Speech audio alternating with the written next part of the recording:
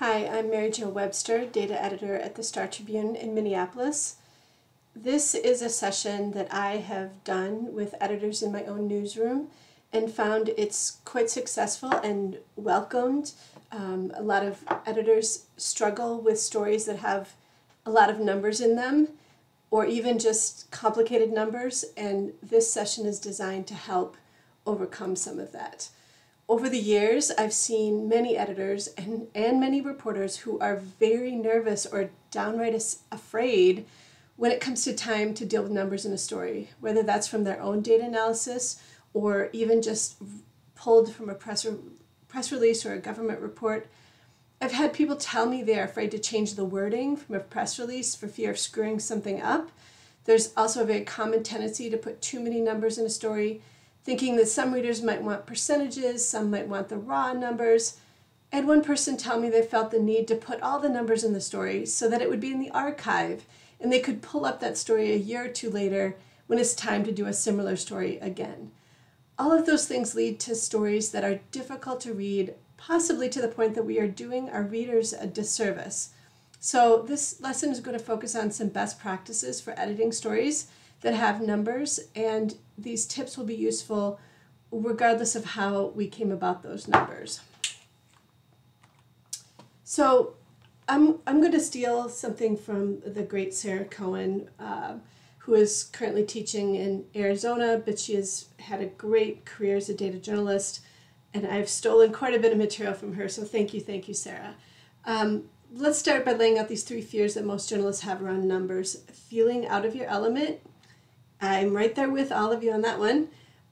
Worried about boring your readers and afraid you'll get something wrong and then get caught. Again, I'm right there with you, even after 20 years of experience of doing this. Everyone feels that way. I can tell you that even us seasoned journalists have that fear. And in this session, I'll give you some new knowledge and guidance on how to work around those fears. So let's address the elephant in the room. Yes, we are doing math, but the good news is that most of the time we are dealing with, maybe fourth grade level math. I have two seventh graders right now who are doing way harder math than I ever do in my work. If you need a refresher on some basic math concepts, Sarah has this wonderful tip sheet that covers, rates and ratios and averages and medians and all kinds of other things that you should just know right off the book. She also wrote a book called Numbers in the News that you can buy from investigative reporters and editors. It's one of the most useful books I've ever bought. Okay, so let's do a little exercise. I'm going to put up a bunch of numbers here, and I want you to try to comprehend this number. Can you envision it in real life? Is it tangible to you? So we'll start with this one, 0.05. Just sit here and think about it for a second. How about 5 or 50 or 500 or 5 million? Can you visualize this many people in a place or this much money? I lost you a couple numbers back, right? And the first one was kind of difficult too.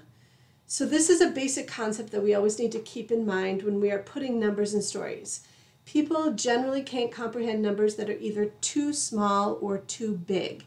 So what's too small or too big? Generally, too small is anything below 1. We just can't fathom that in our brains. Too big is a little harder, and it's going to be squishy, and it's going to be dependent on each person. I kind of think it revolves around something routine in your life, like how much your mortgage payment or your rent payment might be, how much your paycheck is, or how much cash is in your wallet. I have a hard time even fathoming the value of my own home. I have a suburban home that has a pretty good value on it, but that number even just seems out of reach to me, even though it's something I'm familiar with. So it's a little squishy in there, but there comes a point that people don't understand.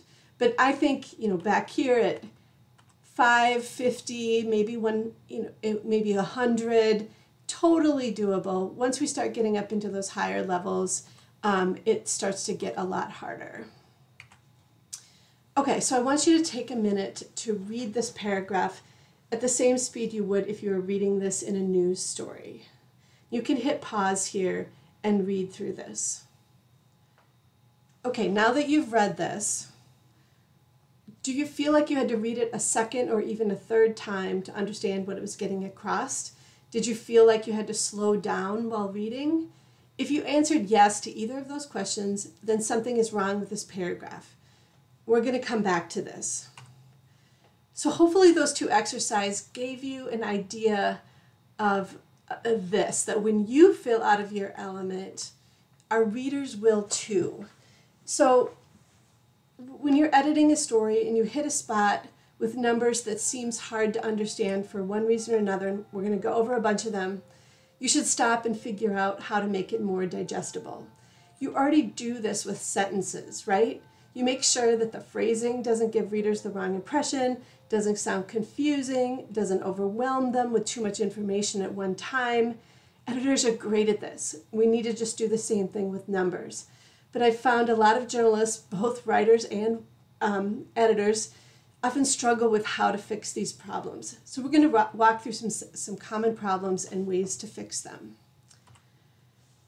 The most basic thing you can do is just to make sure we're using numbers that readers can comprehend. And there are a bunch of ways to do that. And I should clarify before I get into all these things, is that what I'm suggesting here for all of this is what we should aim for. There's going to be times where we have to put a really big number in a story, like the state budget. Or we will have to put a lot of numbers in a story. It might just need it. But the thing I'm trying to get across here today is that you should be thinking about what you're doing with the story and decide whether it's worth it. So let's work through some things here. So to get numbers that go into a level that we can comprehend, one of the most common things is to turn really big or really small numbers into rates, ratios, proportions, fractions, anything that brings it into a more personal level. Instead of saying 0.07% of kindergartners had a medical exemption to vaccine, if we say 7 out of 10,000, it brings it more to a level. I can envision 7 kindergartners. A related problem that is sometimes we make the readers do the math, such as in this example. Really what this example is trying to say is that the city of Hastings, which is much smaller than the other two cities referenced here, has a disproportionate share of heroin arrests. You can see here by the date that this is at the early part of the most recent heroin crisis. But what the reporter really should have done is to convert those arrests into per capita rates. To do something like this, and even this I don't think is perfect, but this gets us better, that there were nearly 3 arrests per 10,000 people in Hastings compared to about 1 arrest per 10,000 people in Burnsville and Eagan, which are nearly 3 times the size of Hastings. Something along those lines would help make that more digestible. You could also simply tell readers that there's more arrests on a per capita basis in Hastings than there are in the neighboring cities, with words and not using the numbers. It's not the end of the world. So decimals have very, very little place in the news, and here's why. For starters, they slow the reader down and make it harder for them to comprehend a number. For example, is 3 easier to comprehend than 3.4? To me it is. It's much easier, especially if you have a reader who's going through and is moving through the story kind of quickly. They're going to stumble on the 3.4. But more importantly, there are several other reasons we should rarely use decimals. First of all, almost all the data we ever reference in stories is either flawed in some way or comes from surveys, which are inherently imperfect. There's also a rule of thumb that we shouldn't use decimals on something that can't be divided. So a person can't be divided. And so much of what we write about is based on people. So we shouldn't use it in those situations. So, and finally, it implies a level of precision that we can't guarantee. We are not the scientists who are conducting the precise experiments in a lab. We are not the ones who collected the data in the first place. We know without a doubt that we are doing our best to get the most accurate information we can, but that is a really big hill to climb. So there's really no point in making readers think that we've nailed it perfectly. So here's an example where the decimals are completely uncalled for. First of all, this is based on a survey. It's using census survey data. And it's about people. And then also just, if you read this, this also has the problem of kind of making the readers do the math a little bit and just kind of confusing readers. It takes a minute to figure out what this sentence is saying, but really what it's saying is, for the first time in history in the year 2000, about half the people in the US were 35 or older, and that age group is growing faster in the suburbs than in the cities.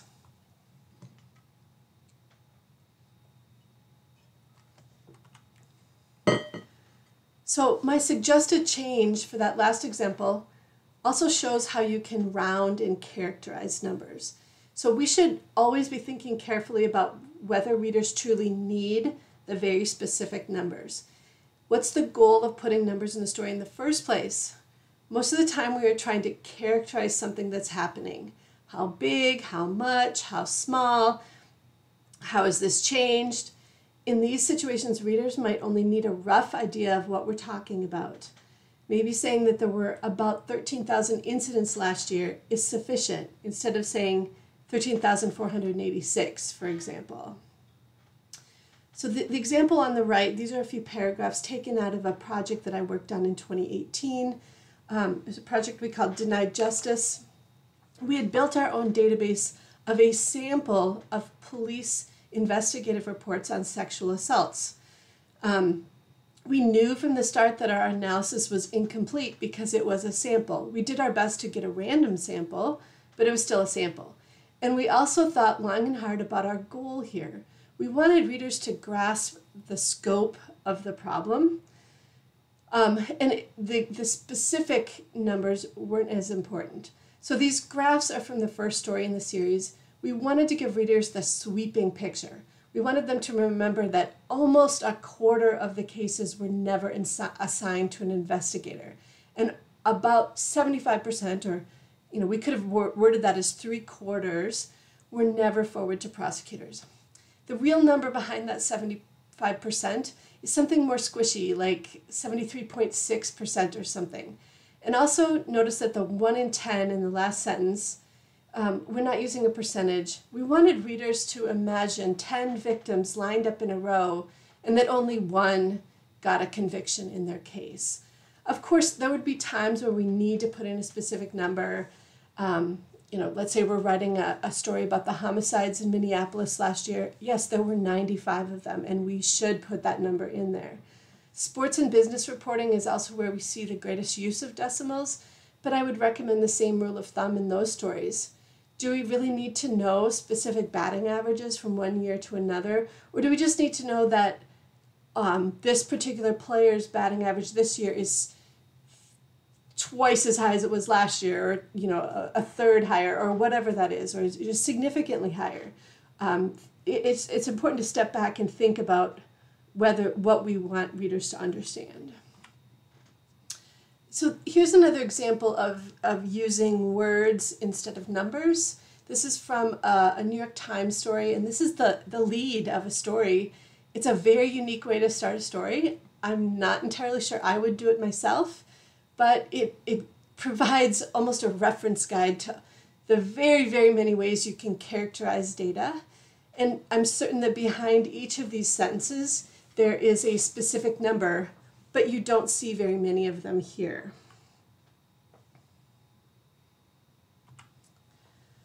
Another way that numbers become incomprehensible to readers is when you don't provide the context or the scale necessary to interpret that number. For example, an 8% unemployment rate is considered extremely high, but in many other contexts, the number 8 or 8% even is considered small. So it's important, if someone's not familiar with the history of that, maybe you need a sentence in there that helps them understand that typically unemployment is 3% or 4% or whatever that number typically is to understand that difference. Sometimes you can't find a standard or goal, and you have to talk to experts to help understand what that might be, what is high or low, and have them help you put that in perspective. But for a lot of things, you should be able to find comparisons. There are organizations that set standards for things. For example, what percentage of revenue can a nonprofit reasonably use for administrative expenses? Or there are groups out there that report national or regional averages for all kinds of things. You could compare whatever number you have to what that regional or national average is. You can always compare like how your city or state compares to the national average, how something has changed over time. That can also just help put things into context. What is this as a portion of the whole? It really depends on the number, but these are things you should consider, understanding how big or small a number is. Here's another example of understanding scale. So this is from a New Yorker article. Only 3% of the world's water is available for humans to drink. Most is locked in polar ice caps and glaciers or embedded in layers of rock. 3%, that is really hard to envision. We're talking on a world basis, right? So they used a concept known as a yardstick to put that 3% in context. Notice how they used items that related to water: a bucket, a cup, and a teaspoon. The closer you can get to the topic you're trying to visualize, the easier it will be for the reader to truly understand. So, we often use things like 3 football fields in length to represent the scale of something. But would the average reader really understand that? And does whatever you're writing about have anything to do with football? Maybe not. So this is a really good example of a yardstick, but there's lots of ways to do yardsticks as well.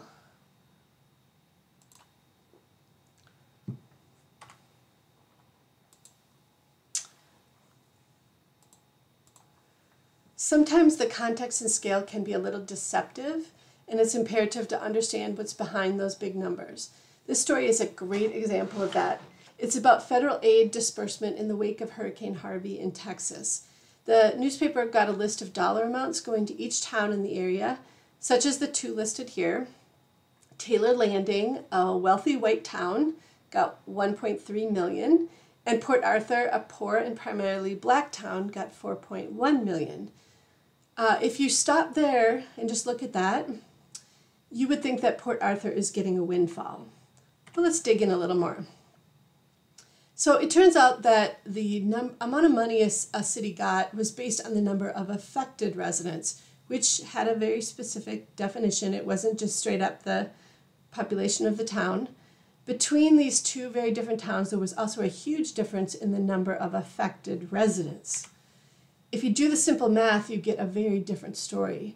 The rich white town was getting the windfall. The black poor town was getting next to nothing. The lesson here is that you need to make sure you understand how numbers are calculated or what goes into determining things like that. The reporter truly needs to understand the numbers that they are using and not just regurgitating them. And this requires asking questions and doing some simple reporting. As I said at the beginning, I've had reporters tell me they're afraid to change things in a press release because they don't understand the numbers. Well, that's a situation where they should take some time to understand the numbers to make sure they are using them correctly. So the other big thing you can do to make sure readers aren't overwhelmed with too many numbers or that they can't comprehend what you're trying to get across is to avoid number clutter. So let's talk about this. Remember this, we read this at the beginning. So this has 55 digits in it. And yes, the years count as digits. There are some rules of thumb, including in Sarah Cohen's Numbers in the News, about how many numbers or how many digits you should have limit to each paragraph. One recommendation is no more than 2 or 3 numbers in a paragraph. It's pretty harsh and tough to pull off, but it's a goal. And but if you combine reducing the numbers, somehow just not using some numbers, along with characterizing other numbers, and some of these other tactics we've already talked about, rounding, using yardsticks, even using rates, things can get more manageable. So the main place to start with a number-heavy section like this is to make two assessments. Number one, what is the key point we're trying to get across? And number two, what numbers are super necessary? So in this example, the main point is actually written in the first sentence. The Democratic candidates in Minnesota have been receiving a smaller and smaller share of the votes with each passing election. I don't know about you, but when I first read this for the first time, it took me probably 3 readings to figure that out, despite the fact that it was already in the first sentence. I realized that what had happened is my brain had lost all that information while it was trying to wade through all those numbers in the following paragraphs. So the main thing we need to do is to use that second sentence to put some numbers in to back up the first statement, but not bury the reader as well. So here's my first stab at a fix. I've dropped down to just the vote differences, and I also employed some heavy rounding just to make it easier for the reader to get through. This is a situation, do we really need the exact specific numbers to get across? I often have people tell me, oh no, we can't do that kind of rounding. We need readers to see the exact numbers, so it shows that we have the authority to back up what we're saying. Okay, so then let's put those in a graphic. That solves a problem. These day and age, when most of us are primarily publishing in digital, we can get graphics online very easily. So that can reduce the number load as well. And you'll see here I've tried rewriting it again where I've gotten it down to just 3 numbers, and one of them is a year. And a lot of the detail is in the graphic. So here's an extremely common example of too many numbers. This idea of stringing together a list effectively of different groups or different percentages or rates or numbers or whatever it might be. And notice that here that the decimals are even making it exponentially harder to read. So let's start with that first idea. What's the key point this is trying to get across? Mainly, this is trying to say that the city of St. Louis Park, their racial diversity is pretty similar to the state as a whole. And then a secondary point, perhaps, is that blacks make up the largest minority group in the city. And of course, you can't see the rest of this story that this was in, but oftentimes it depends on what the rest of that story is. What are you writing about? So one thing we can do here, and this is even not perfect, is we can kind of rearrange this and do some of that math for readers. So nearly 20% of St. Louis Park's 49,000 residents are non-white, which is slightly higher than the state as a whole. There's the math we've done for them. We've told them what to take away from this. And then blacks make up nearly 8%, while Asians, Latinos, and people who identify as multiracial each make up about 3% of the city's population. If you look through that list, the 2 or more races, Latino and Asian, all are right around 3-4%. You could maybe say more like 4%, but it's roughly, like we can characterize a little bit here. For any story that is relying on data and numbers, whether we did it ourselves or if we are pulling analysis from a government report or press release, it really helps to figure out a star number. What's the one you want to make sure that readers definitely take away, that they remember? Going through this process also helps you prioritize which numbers need to make it into the story and which don't. This example is from a story I did in 2017 about school choice in Minnesota. What I saw as the star number was that there were 4 times more students opting for school choice than there had been nearly a decade earlier. This huge increase in kids opting for school choice was the main point of the whole story, in fact, a series of stories that we were doing. So you'll see that this is the nut graph of the first story, and you'll see that 4 times is in there. I lost out on the argument with my editors about putting in the number of students that represented, the 132,000. I didn't want that in there. And in hindsight, I wish we had taken that and put that lower in the story so that we could just say last year 4 times the number of students opting for school choice or something like that. Like we could have not had that number in there because I fear that readers will take the 132 and then maybe miss the 4 times because they've had to absorb too many numbers in one paragraph. Also, we chose to do 4 times rather than a specific number or a percentage increase or something to help characterize it and help readers bring that number into something that people understand. So to sum up, what I've really just talked about here for several minutes is the idea of treating numbers like we treat quotes. Would paraphrasing get the point across better? Do we need to use the exact language or the specific number, right? We don't want to put too many quotes together, just like we don't want to put too many numbers together. And we want to make sure quotes are put in context. So all those rules that you're using for quotes, just apply them to numbers. So doing that is going to, bulletproofing the stories is also an important thing to think about as you're editing a story with numbers. You want to make sure that the wording of sentences with numbers is accurate. It's really easy to mischaracterize something with just a simple flipping around a couple of words in a sentence. So read a sentence out loud to see what it sounds like. This can help you in both making sure that it's coming across correctly, but it's also a good test to see if you have too many numbers in a sentence because you'll notice yourself slowing down as you're reading it out loud. Make sure your reporters are fact-checking the numbers in their story, no matter where they came from. If it is their own data analysis, have them run it a 2nd, 3rd, 4th time. If they're showing you percent changes or anything else, ask them for the underlying numbers and do the math yourself. And then finally, just use your common sense. Does anything that they're saying seem too good to be true, or seem like an outlier? You're questioning it. You want some more backup on it. Your gut is probably right, even if you don't consider yourself a number or data savvy person. You still have good common sense, and just put it to use and ask some good questions. Thank you so much for your time today. Good luck.